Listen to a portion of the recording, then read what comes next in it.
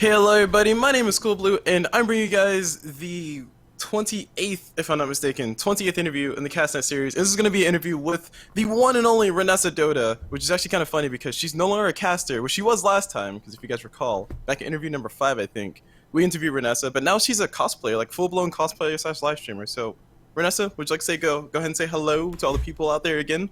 Hi, I'm glad to be back. Yes, you are back, and you fully transitioned over from a caster to like straight up just personality cosplayer live streamer. Is that correct? Yeah, I only very casually cast when my viewers heavily request it nowadays. Yes, and yeah, we will talk more about that later. But for right now, would you like to go ahead and just introduce yourself in general to anybody out there who doesn't know who you are yet? Okay, so, well, as you said, I'm Renessa. I've been streaming for a couple years now. I focus mostly on making some pretty awesome cosplays instead of the casting anymore. But general, just play a lot of Dota, rage a little bit, normal stuff. All right. And could you go ahead and let us know a little bit about yourself in real life? Just no specific details, just like generic things like I study this, I work in this area, things like that. So I am a biochemistry PhD student. So that's kind of my full-time thing. And then I play video games in the evening when the science does not call. Let's see, what else do I do? I think Dota pretty much sucked up all my time. So it's basically school and video games right now. Okay, nice. All right. So moving on to the next question, how did you get your caster name of Renessa? And actually, we've asked that question before. We know this story. Something about princesses in Spanish. But go ahead and tell us the story in Toby's voice, if possible. I don't think I can come through on that one. Okay. Just as a refresher, go ahead and tell us the story about how you got your caster name, or how you got your general internet handle, and how you've progressed since you started. Let's do it like that. So when I decided to start streaming, I realized I had to pick a name and stick with it. And my previous names I was using were like Vindictive and Massacre and all this other stuff. And I wanted a really girly name because I was sick of people asking if I was a little boy. So I thought of the girliest things I could, but I don't like the really obvious things like, Princess Kitty Lover 101. I wanted, like girly but sophisticated. So Reina is queen in Spanish, and then the end of princess is the S part, and then you add an A on the end because truly girly names end in A. So that's Renessa. No, and that's how you end up with Renessa. And as far as how things have been going for you, you are well known within the community, or well known enough. Let's put it that way, because I'm not sure the extent of your popularity just yet. But we'll talk about that. That's why we're doing this interview, because I just want to see how you've transitioned from where you started to where you are now. So, in general, how have things gone for you? How have you grown since you started?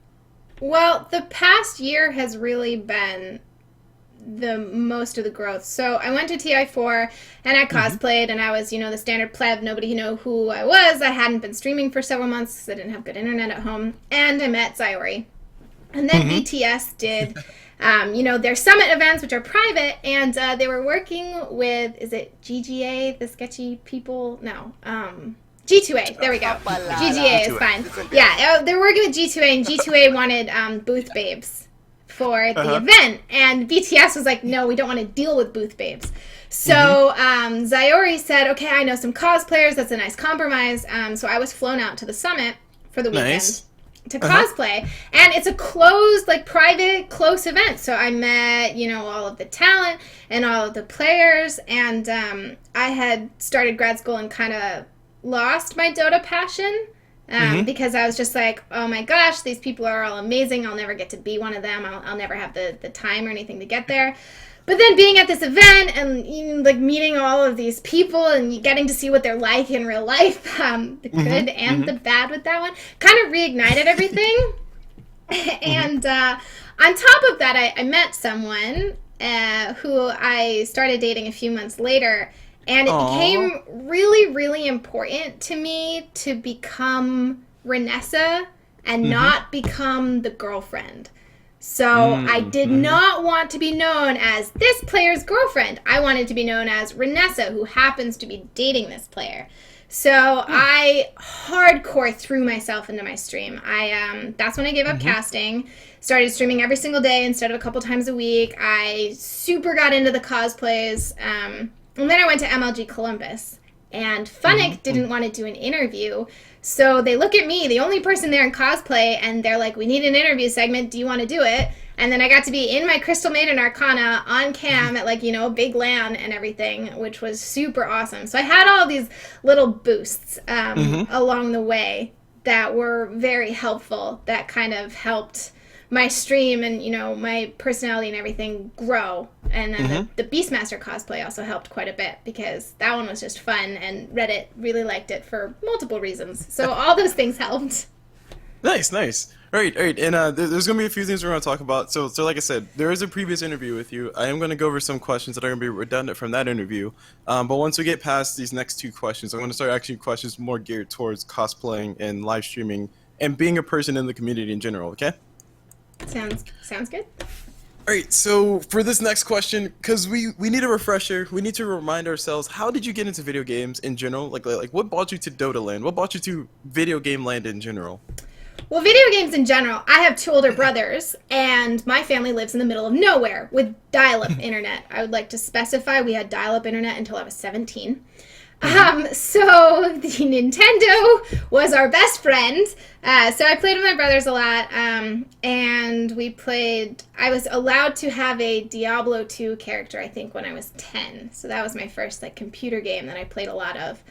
Mm-hmm. And our computer at home broke, so my brother gave us his when he graduated college and had all these games on it, like Warcraft 3. And I had these really, really nerdy friends from school who are the kind of people who do not hang out in real life at all. But we hopped on AOL Instant Messenger and played yes, and played Warcraft 3 custom games together. One called Battle Tanks, which is like a super simplified version of Dota. You have tanks instead of heroes. Mm-hmm. And so I went to college. I had a professor actually tell me to play more video games because I was having a hard time with one of my chemistry classes. He said if you play more video games, you'll have a better time doing the visualization you need to do for this class.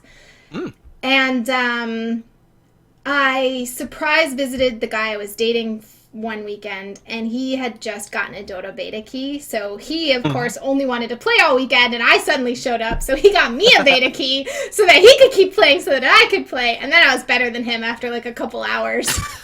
Oh, wow, correct. Yeah, and then I got full on addicted to Dota. My video game that summer had planned to be Diablo 3. It had just been released, and it sucked so hard that I just went all the way Dota and just never looked back. And you regret nothing about your decision, is that correct? I regret nothing. All right, awesome. Okay, so the next question says, how did you get into casting? But we're going to modify that one. How did you get into cosplay? So we understand the story of how you got to casting, something about the energy, being at, you went to TI2, I think? Is that what you said? No, Way back then? I went to 4 and 5. Let you went to, okay. Ooh, I Anyway, wasn't even playing so- TI2. So as a refresher, go ahead and tell us how you got into casting first, and then we'll go ahead and transition to how you got into cosplay, because Cool Blue obviously forgot. Okay, so for casting, I started I watched the grand finals of TI3, and I saw how amazing professional Dota was and everything, so I started watching casts of it and trying to follow teams a little bit, so I watched a lot of Sheever, like a lot of Sheever. And Yay. I thought that I want to stream, I want to know what these people's lives are like, I want to understand them, so you know what, I'll cast. Like, I really love following these games, it'll get me more involved, and it'll connect me with other people who are just as obsessed as I am. So I started casting that way, and then I went to TI4, and I was kind of so overwhelmed by the greatness of everybody that's when I kind of gave up on casting. As far as cosplaying, I realized that because I was going to grad school and because I had other priorities, I realized that casting is a great way to show passion, but it wasn't something I was going to be able to commit to. But going to TI4, cosplaying is really fun. Like, it's fun for me, but it's fun for other people too to see a cosplayer. So I saw cosplaying as a way to share what I love in a way that I could. So I'm not a high-skilled player. Mm-hmm. I'm not a super popular caster. Like, I can't relate with people that way. But I can sew incredibly well. So I can take something we all love and bring it to life. And that was like my community contribution in a way. Mm-hmm. Like, because Dota's so community focused, like, I wanted to give something back. And I couldn't do Right. videos at that point. I couldn't, sing or art or anything like that. So cosplay was my art, like my content creation. So that's how I really got into cosplay, because it was fun and it was a way for me to, participate in the community. Nice, nice. Okay, okay. So just as a summary, so you start off with the casting thing. Sorry, you start off in general being a fan of Dota, and if I'm not mistaken, you said you hated Navi. Is that correct? No, no, no, as Alliance. I loved Oh, Navi. you hated I Alliance. hated I remember Alliance. that. Man, I there was remember that so story. much passion and hate. That's what you said. You were such a Navi fangirl, and then like all of a sudden, Alliance just shows up and just wrecks him. It's like, what's going on? Okay, okay. I remember that. Anyway, sorry. Continue on from getting all the sidetracked stuff. So you start off with being a super huge fan of Dota, start following teams, starting getting really hype about it, and then you decided that you want to be involved in the community. So you started casting, but you figured out casting wasn't the way that you wanted to be involved because it was a little bit. Um, you felt like you weren't connecting enough with the community, so then you shifted over into cosplay, which is where you're at now. Is that correct? Yeah, that's about right. Okay, all right, awesome. Okay, so speaking on cosplay, because there's a lot of things like we said about cosplay, Rick. We're probably gonna stick on this topic for like 40 minutes or so. So, as somebody who doesn't know how to cosplay, me that is, as somebody who doesn't know how to cosplay at all, what exactly is it that goes into cosplaying? Because my perception of cosplay is like go to Party City, buy a vampire outfit, and like stitch on a little fancy thing, make a high collar, and call myself Invoker. I'm pretty sure that's wrong. But from your perspective, as somebody who actually does it, what is actually involved in being a cosplayer? Well, what you described, I'm pretty sure is right, actually. So, cosplay to me is just about communicating your passion. So, some people cannot sew at all. Some people, like myself, can't make armor to save their lives. Um, People, that's not a skill that everybody has or has been trained with. But Mm-hmm. what's universal about what I call real cosplayers is Mm-hmm. passion for it. So if you don't know how to do any of that, but you go to Party City and you buy a green robe and a fake beard and a little green Chinese hat and get a big Reaper scythe and decide to be Necrolite, that's Right. still cosplaying. Like, that's taking what you're passionate about and what you want to do and Mm-hmm. doing it in a way that you're capable of. So it doesn't matter how technically skillful you are. It matters the thought that you put into it. Even if you pay someone else to make the costume, like you don't have any time, and you hire someone to make it for you, I mean, you're spending a lot of money, and then you're going to wear this costume to an event, to share with people. So even though you didn't make it, you're still doing it to, to connect with the community and to contribute, and because you're really passionate. So it's really just about your motivations behind it, not how, technically skillful you are. All right, and speaking of motivations, that's going to take us into our first controversial topic. So, there's a ton of different arguments that people can make about people who do cosplays in general, from one community to another, especially when it comes to video games, because designers in video games tend to design things in a very uncomfortable fashion. But we're not talking about that yet. Motivation being a factor. Do you feel that some people look at you as a cosplayer and think that you're doing this for attention as opposed to just doing it for passion? And if so, what is your general response to that? A lot of people initially called me out looking for attention. Mm-hmm. One way in which I'm fortunate but seemed misfortunate at the time is that when I streamed in cosplays, they weren't massively popular. It was kind of just a cool thing to do for my, regular viewers. So I didn't have the, like Sonya the Evil had 2,000 viewers on her Lena stream. And she had been like a well-known streamer before that, but that was huge for her. And, she got a lot of negative attention for that. So I didn't have that level of negative attention early on. But the other thing is that when I make my cosplays, I'm very, very careful with them. I could drop necklines and raise hems and everything and still be faithful to the character. And I try them on over and over again and fuss with them so that they're still feminine and attractive and faithful to the character, but they walk the line very closely. And that is something that I became known for is, and I'll see it on Reddit comments when I post a new cosplay, is they'll say, oh, it's a Renessa cosplay. Mm-hmm. Like they're so tasteful. People say that they're tasteful. So I think the general opinion is not that. There are people who say that. Even recently, there are still people who say that, despite the work I've put in over the last year. But I think, as far as my image goes, I have less of an issue with that as other. The thing is other people who are straight up cosplayers don't have that issue because they usually have a very small following. You check their Twitter, they've got a couple hundred followers, they have a low stream. It's kind of the like big names who cosplay occasionally who get the attention comments. So right. I'm in like a unique place because I am a partnered streamer and I do stream a lot, but I also cosplay. So like I kind of walk both sides of that, but I think I get less of that negative attention than other people potentially do. Right. And speaking of the case of attention, one of the things you mentioned was like, you know, people who occasionally cosplay, like a lot of people freaked out last Halloween when they figured out that one of the kids from The Sweet Life of Zack and Cody that he regularly cosplays. A lot of people started freaking out about that. I know this past Halloween. We're like, oh my gosh, he's cosplaying as this and blah, and this is really cool, man. More people need to do this. And everybody was like, well, if you actually followed him, you know that he does this all the time. It's not a Halloween thing. It's a cosplay thing. He's passionate about it. So that comment that you made was kind of perfect when you say, you know, a lot of people do it, like even if you're really famous, you do it every once in a while, you get a lot of attention. But from your perspective, would you consider yourself in the category of still a little bit smaller, where you can have your following and, like you said, walk that line where you can be a streamer and a cosplayer as opposed to having to focus so much on cosplaying?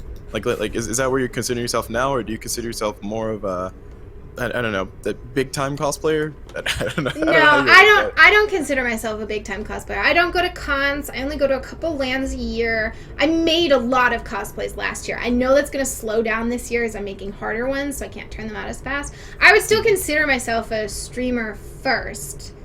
I just cosplay every opportunity I get, and the opportunities aren't as frequent, partially because I don't make them. The other thing is that I pretty much only cosplay Dota. I've done a couple other ones for fun because they're easy, but it's much more of a Dota community aspect than it is a general cosplayer aspect, I think. Okay. All right. So we're going to go ahead and jump into the quick response section because that's apparently next. So do you know how the quick response section works? Yes, I believe so. It's the first thing that comes to my head, right? Well, hold on. Look, Renessa, the rules have changed since the last time we did this interview. Rules have changed. The rules have changed. The quick response has gotten a lot more complicated than before. So are you sure you want the rules, or do you need a refresher? All right, give me the rules. Just right. Cover all our bases. Are you ready? It's a lot of information coming in. I'm ready. I'm a so sponge. You need to respond as quickly as you possibly can. All right, there it is. You good? Are you good? Everything good? I'm good. I got this. Okay. Are you sure you got rule number 1? Rule number 1. Respond quickly. That's it. Okay, you ready? Yes. Sure. You didn't respond quickly. Oh my goodness! Guess. You didn't say it with a questioning voice. I just thought you were going, okay, sure. Fail first test. Interview over. Canceling all. Alright. So who's your favorite hero? Abaddon. Favorite skin? What? That's a league word. Sorry, like I said, the questions are not geared towards... Crystal Maiden Arcana! Favorite team? Digital Chaos. I don't have a choice. Favorite caster? Favorite commentator? Oh, God. Draskell. Favorite event besides TI? The Summit? Oh, okay, besides the Summit. Actually, no, okay, whatever, Summit counts. Favorite book? It's called City of Glass. That's part of the City of Bones section, isn't it? Yes, it is. Oh, yeah. Okay. Alright, favorite color? Green. Favorite number? No. No? I don't have one. 0. You can go with 0. Okay. And your favorite cosplay so far? Beastmaster. Your most complicated cosplay?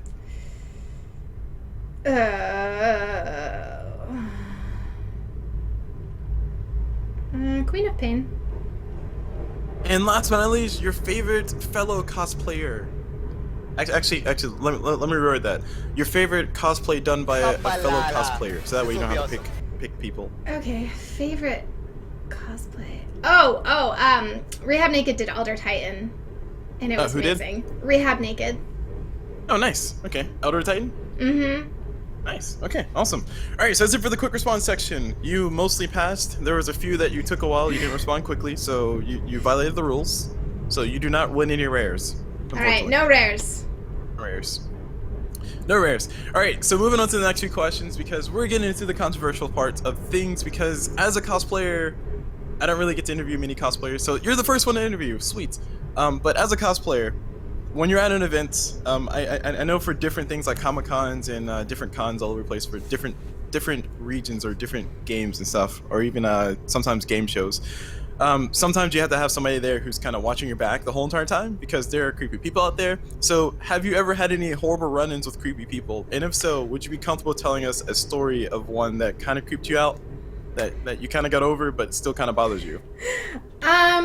Yeah, sure. So, I have two, one at each TI. But the first one was just really, really big drunk guys, so that's not anything special. The one at the most recent TI, this really nice guy, he was too scared to talk to me. When I was wearing my scary cosplays. So when I was in Crystal Maiden or Marana or Wisp, he would talk to me. He would stand next to me and not say anything and just stare for about half an hour. Then he would eventually talk to me. But when I was Beastmaster and Pudge and one other one, he would tweet at me. He would stare at me still, but he'd never come talk to me. And then he'd tweet at me and say, "You looked too scary. I couldn't come say hi." Oh, wow. And this was like every single day, like every single day. And he gave me like a Nature's Prophet plushie thing, like one of the like big stuffed ones. And it was bizarre, you know, because I don't think I'm particularly scary to approach. Like, I understand I rage a decent amount on stream, but I still smile a lot, okay? I'm not scary. So it was very strange, and it's really weird to have someone stare at you and not come talk to you. Like, some people will look for a few minutes, or they'll take a picture of you from a distance. And that's a little weird, but I understand they want a picture, they think it's cool, but they don't want to come talk to you, they don't want a picture with you. That's fine. Like, it's like taking a picture of artwork that, or like a building that you saw. Like, I understand that. But to have someone stare at you, just stand and stare at you. And then at one point, I had been walking around and talking for forever, and I was leaving. I walked up to the VIP section, which is this like walkway that's above the main floor, so you can see down to the main floor. And he had an employee shout up at me, hey, you, get back down here. This guy wants a picture or whatever. And I was just like, excuse me? I'm not working here. Like, this is a service. This isn't something I'm obligated. I was so angry at that woman. It was so rude. I couldn't believe. And she was a Valve employee. I could not believe how rude she was being. I was so mad. And I was just like, no, absolutely not. And then I just kept walking away. But yeah, so that was kind of the whole interaction. Was just so to anybody listening, please do not just come say hi. If you stare at me, I might bite your head off. If you come say hi, I'll smile. Yes, but if you stare at her and tweet her at the same time, then she will really bite your head off and tell stories about you. Because she's nice. Right, Renessa? Yes. Yep. Nod and smile. JK. All right, and you said there was two stories, so there's a second one. So this story, you said was drunk guy. I'm assuming it ended... There were these two drunk, like 200-pound, over 6 feet tall guys who were just leering, and it was weird, and they kept like making these comments, and I don't even know why they were there. They clearly did not care about Dota at all. They weren't watching the games. I don't really remember it. I was just my TI4 one weird experience, but that wasn't a big deal. Okay, all right, and just in general, do you think people in the Dota community as cosplayers, do you think they have different type of standards that people expect them to fit? Like, of course, if you're at an event, you're in cosplay, people say, "Oh, awesome costume," or "Oh, you dress up as awesome Pudge. Let me take a picture with you." You gotta take pictures with them. But do you ever feel a moment where people feel that you are absolutely obligated, like the lady that you just spoke about, where they think that it's your job to go take pictures with them, as opposed to you're doing this on your free will? Like, do you feel that that's an overarching thing in the community as a whole? Or was it just a few isolated situations? It was just that woman. Every single other person I have ever interacted with is Do you mind? Can I have a moment? Do you have time? Sorry to stop you. Thank you so much. Every other person except that woman, who is very well known. Everybody knows who she is. That's like all the players and people know who she is. And they're like, she's so nice. She's so helpful. And I was just like, no, she is out of line. Like, absolutely not. Everybody except for her is incredibly polite and respectful and wonderful. Except for her. All right, so just that one isolated situation that caused very, very, very upset feelings. So let's go ahead and move on to the next few parts. So we already discussed what kind of gets put into making a cosplay. I think I've watched a few of your streams where you actually made a cosplay live on stream. And one question I want to ask is, like, investment-wise, do you ever invest, like, do you ever scout out, like, I want to invest this much money on a cosplay, or I want to invest this much time in a cosplay, or does it just kind of happen, like, be a natural thing? I definitely think about the cheapest way to do a cosplay first. I usually get an idea or concept art in my head 6 months to a year before I do the cosplay. And I think about it for a really, really long time before I sit down and make it. But I don't ever have a budget or anything like that because I want it to be good. So I'm just going to keep working on it until it is. And since this is my hobby, like, I don't go out and do things. My hobby doesn't normally is playing Dota, which is a free game. I don't think about that. You know, I think of, like, I'm spending for my entertainment. So it's the cosplay I'm making. The only times there's time constraints on it is when I said, you know, for a follow goal, I'd do this cosplay, and I haven't started it yet, and I need to get my ass moving. That's the only time there's a time issue. And you did a Wiz cosplay, by the way, and I'm expecting to see a Meepo cosplay sometime soon. Is that correct? Meepo cosplay down the lines? Yes. No. Come on, Meepo cosplay. Let's make it happen. Come on, Meepo. No. I mean, you won't play Meepo. You're not gonna cosplay as me. Okay, fair enough. All right, side stories aside, inside jokes aside. So moving on to things, you're not just a cosplayer, you're also a live streamer too. So one of the things that you do in your live stream is you also have your goals saying, you know, at this number of subscribers, I'm going to try to fight towards this KMMR. So that tells me that you're not only a cosplayer, or not only somebody who's passionate about the game, but also somebody who's way better than me at Dota. So from the perspective of somebody who plays a lot of pubs, from the perspective of somebody who plays a lot of ranked games and publicly puts himself out there as, this is me playing Dota, have you ever gotten any negative response or negative backlash from you as a player? And then we're going to take the perspective from you as a female in the Dota community because, well, that's just a question I'm going to ask. Sorry. So from the perspective of a player, do you ever face any negative backlash trying to climb the ladder and, you know, having good days and bad days? I think my stream is generally pretty supportive, despite how much they complain about me spamming heroes. Because when I'm trying to climb, I pick the same hero over and over again. It's just better for climbing. That's how everybody does it, usually. People in general are pretty supportive. When I am lower MMR, people backseat significantly. Like, there was a clear difference from when I was 3.3, when people come in and check my little MMR bot, and I'm 3,300. The assholeness is maximum. But when I reset my bot to 3.7 or 4K, people shut up. Because they know that if you have reached that MMR, you're much better than average, and you actually know how to play the game. So there's a significant difference. That little tiny number that people tell you not to worry about matters a lot as a female streamer. Like, it matters a lot. Right. And like I said, I'm trying to keep the female streamer and the gamer part separate for now because I want to focus more on the gamer part. Because people who live stream, they complain about all the time. People backseating. It's a common complaint. People commonly do it. I do it every once in a while whenever I go to your streams. Like, hey, you should buy this, and then you're like, okay, cool, Blue, shut up, leave me alone. Yes, that sums it up. I'm like, cool, Blue, you haven't played for 3 months. I'm not listening to you. I played Shadow Summon and I won my last game. Thank you.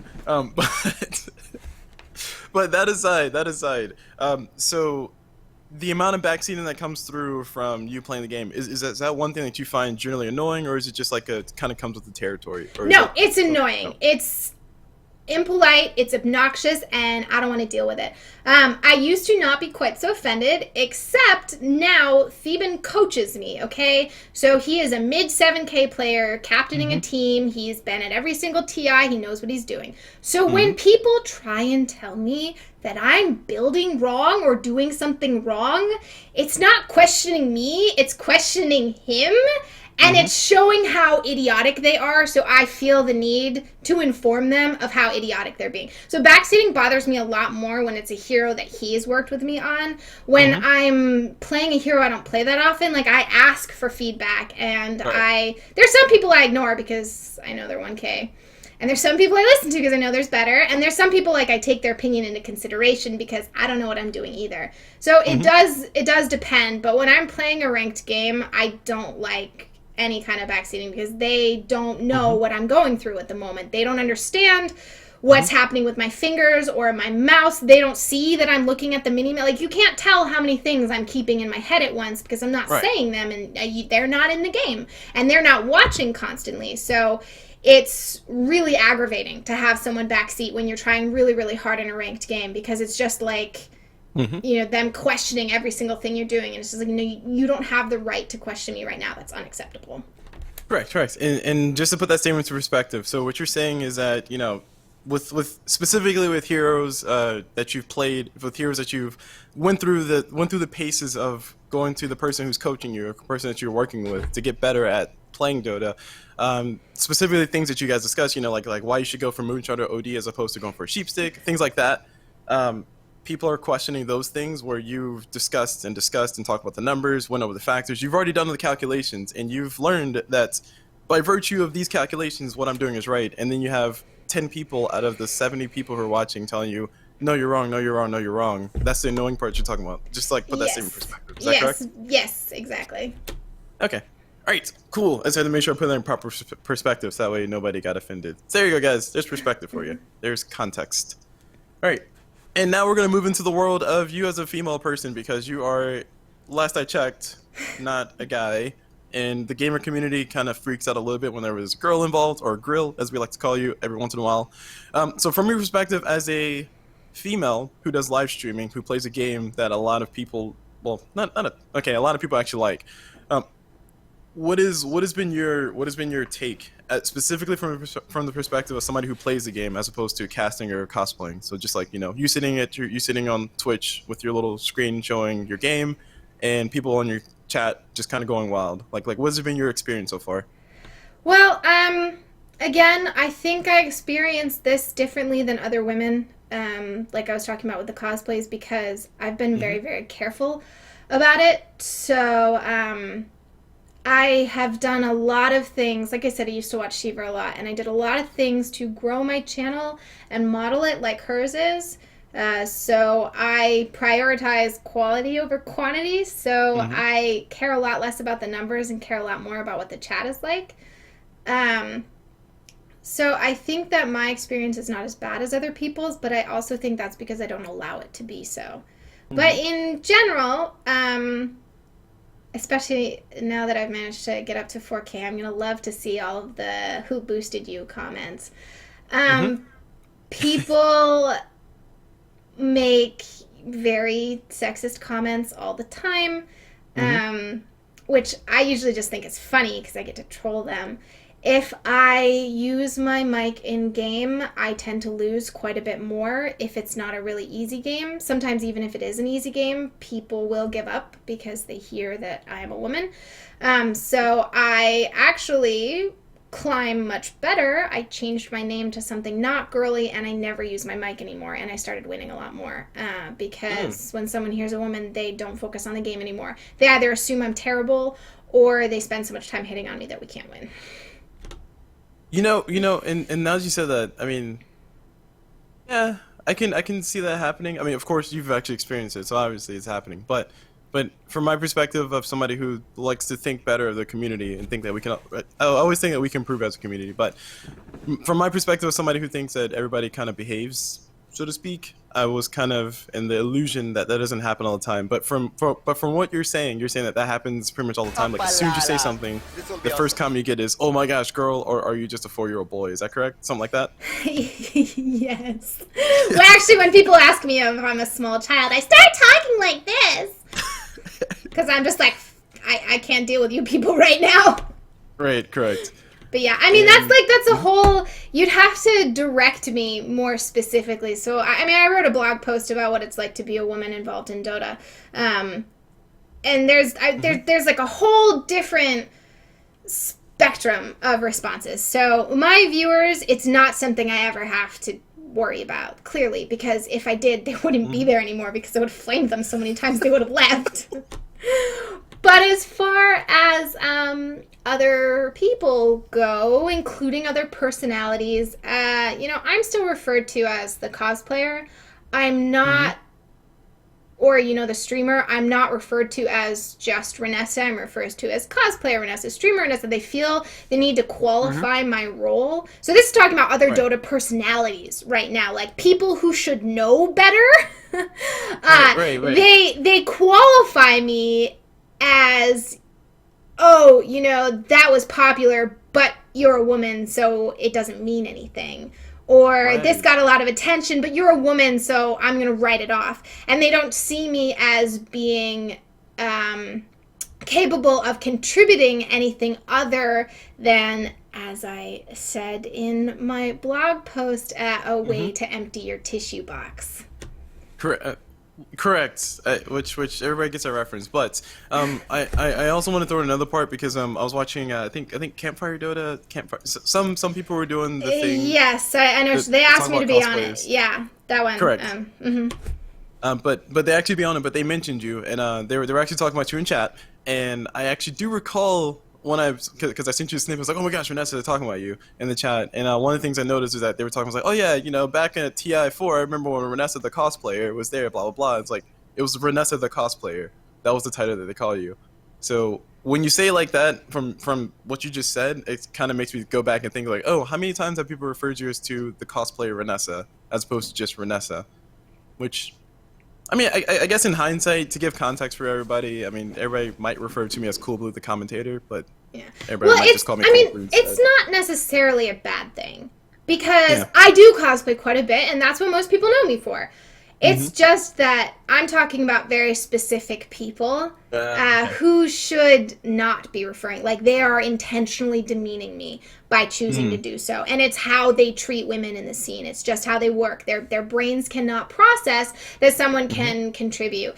So that's just something that you have to deal with as a woman. Like, it's easy to get attention. It's very hard to get respect. I think that's just the general takeaway for it. Whereas for men, it's significantly harder to get attention. I mean, the ratios put you way out of favor. So that's, and I understand that it's much harder for men to get attention, but once they get attention, it's much easier for them to expand and broaden themselves and make new connections and everything like that, and be taken seriously. Correct. Man, this is like I feel like my mind just exploded a little bit. Only reason why I say that is because these are the things you're saying are things that I think of as a person who's trying to get into community, making content, doing whatever as a guy. And I always consider like as a girl, if you just jump into the scene, I was like, oh my gosh, girl, but you're kind of like a star. You burn hot, but you burn fast. Whereas a guy is kind of like really slow burn, like somebody like I think Durka was an example we used a while ago. Durka Dota, he's been casting for like 2 years or so, and then he finally hit his stride. It was either Durka or somebody else, but anyway, casters. That sounds about right. Casters might take a while depending on your gender, and that's really a really common pattern because if we talk about Shiver, she was commentating for like 6 months before she finally got the big games, so to speak. And then you go to somebody like Llama, which I actually had an interview with recently, which you guys go check out after this one, of course. Hashtag self-plug. Which Llama, she said she'd been commentating for like 6 months, and then she finally got hit her big stride with BTS. But by the grace of gods, the commentator gods, not that. That actually fit perfectly too. But anyway, long story short, a common pattern is that female commentators seem to hit the stride a lot faster, which it's actually kind of scary. Because there's a pattern for that. Would you agree with that, or do you think I'm just kind of theorizing the wrong thing here? Well, I think you don't have too much data to go on there. Shiver actually worked for a remarkably long time, and she wasn't necessarily casting, as an admin. Yeah. Yeah, she was doing a lot of other things before she got into casting. Llama did hit it pretty quickly. However, nowadays there's so many more games. All you need is one shot. So she got her one shot and she's good to go. But there are several casters who have casted for BTS and joined Dota and got their shot and nothing happened. Like Llama, partially, yes, because she's a woman. The Reddit hate threads are excessive. But she devotes a lot more time to it than a lot of the other casters are. Like, she really has the option to think about it full time. So I do think that her debut was splashier because she's a woman. But I also think that since there's so many opportunities to cast right now, you can get the chance faster. A lot of people just blow it really easily. There's something to be said about slow growth because it means you don't suck by the time people start watching you. Correct. And one thing Llama actually brought up in her interview, which I'll spoil, sorry guys. But one thing she brought up in her interview was like, from her perspective, it's not a thing of, I was a girl, I got into the commentating scene. It was more like, she talked about how she got to where she got, and her thing was that she ended up sending out messages, like she essentially spammed out she to works as many people really to hard. gods in BTS, and just basically trying her hardest to get herself out there. Like, she worked really hard for that, like for at least 2 weeks or so, and she finally got a response, and then I said, hey, yeah, sure, let's go ahead and commentate for BTS, we'll see how it works, because she lived like right down the street or something like that. So she actually tried really hard. There's a lot of effort put into her getting there.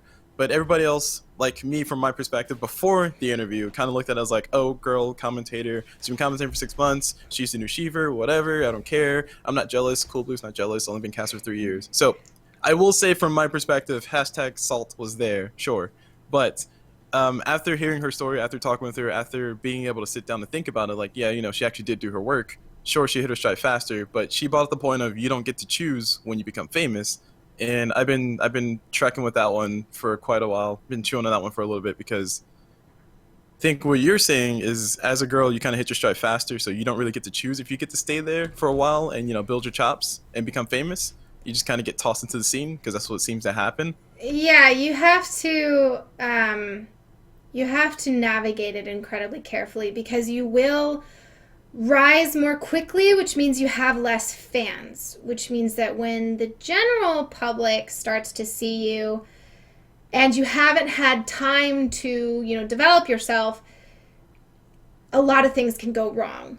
So, you really need to work very, very carefully. So that's what I was saying about cosplaying, is that I kind of had slow growth, which was really beneficial to me, because if I had had a few thousand people watching my stream with one of my cosplays, it would have been overwhelming. It would have just been bad press, and it would have been impossible to grow my stream the way I wanted to with that kind of huge influx of people. So slow growth is less instantly satisfying, but significantly better for you in the long run. Oh, okay. All right. Well, this got philosophical really fast. All right, so let's move on to some more less depressing topics. Actually, no, we have one more depressing topic to go into. So as a cosplayer, you have to think about what you're going to cosplay next. Have you found yourself yet not knowing what to cosplay next? Because Oh, no. I have a list, a very long list, and I'm never going to be able to do all of them, and I have all these great ideas and drawings, and like I said, I sit on them for a long time. So even though I was making cosplays all last year, every cosplay you make, you get an idea for 3 or 4 more. So there's just this endless exponential exploding of ideas in my head that I have to deal with. Okay. And as far as starting on the Meepo cosplay, I mean, come on, it's coming out soon, right? Come on! It's such a cool... You did Wisp, so you can't do Meepo. Fine. I'm doing Ancient Apparition. I think that's conceptual enough. But Meepo...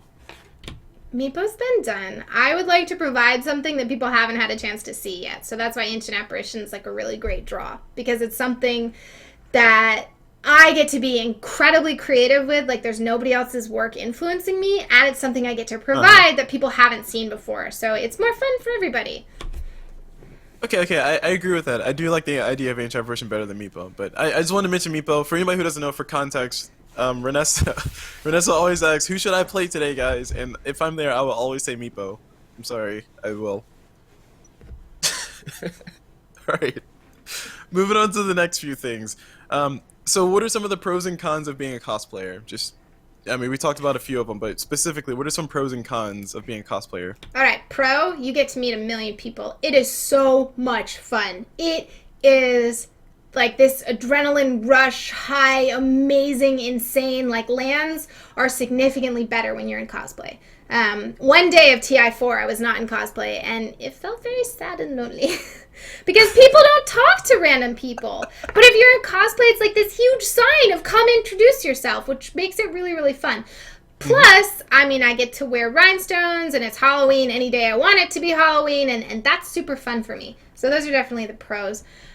Cons would be just the stigma, I suppose. Just, the attention whore comments, which, like I said, yeah. I don't have to deal with too often. And people might think it, but they don't necessarily say it to me.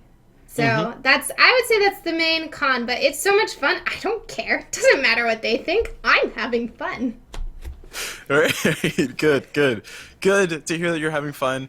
And what's our next question? Then I don't even know where we are on the list, to be honest with you.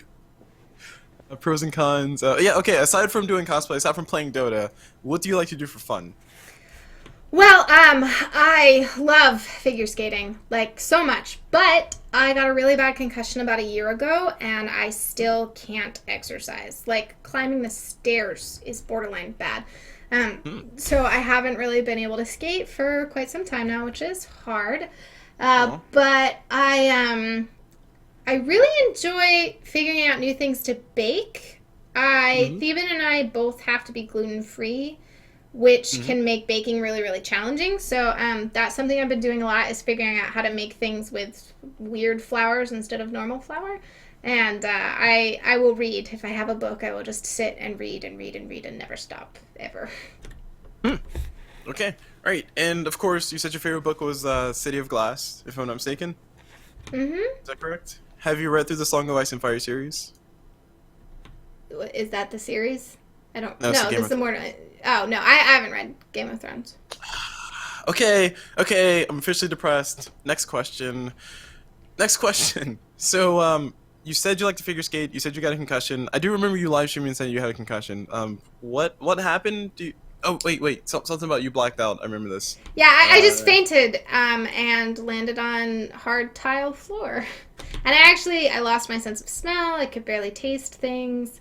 Oh gosh. Smell's kind of back. Taste is kind of back. Depends on the day.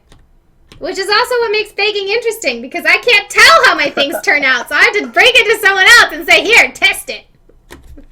And then somebody takes some food you made and is like, oh my gosh, Vanessa, this is so salty. And they become really salty about it. Oh man. Hola, Wow. Nadine. Wow. Much wow. Okay, so do you have any interesting talents that you would like to tell the internet? That you would be okay with telling the internet? So just interesting talents. Interesting talents. Well, clearly I sew quite well. I can do a really good Stitch voice from like Lilo and Stitch. Okay, and you're gonna prove it to us, is that correct? I require you to provide me with something to say so that I can do it. I don't know, what will Stitch say? Ohana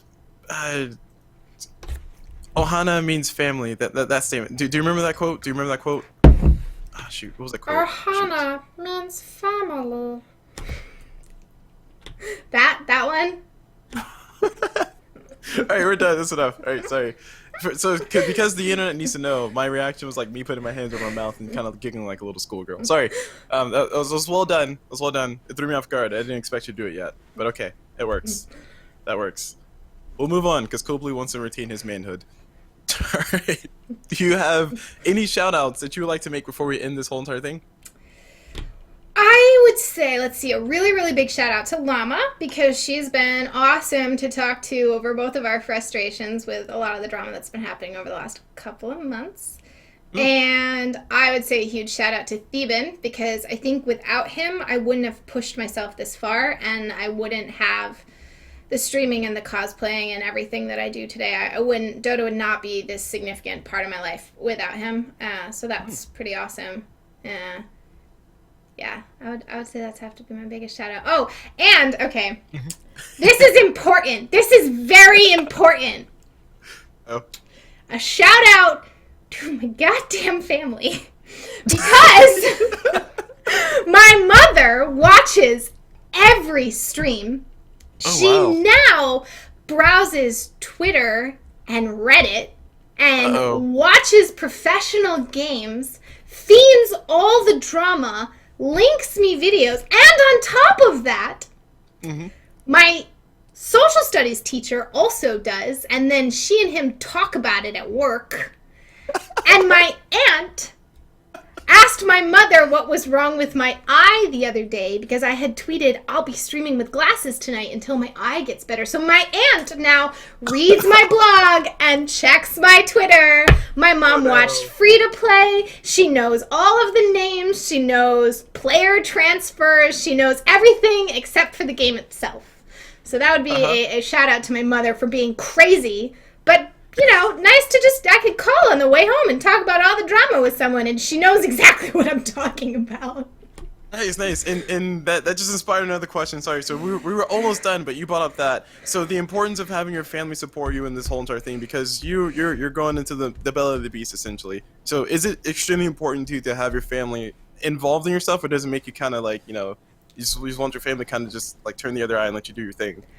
Well, because it's such a big thing for me, it is important that they understand, because my brothers are the type to say, you never go outside, you're such a loser, basically.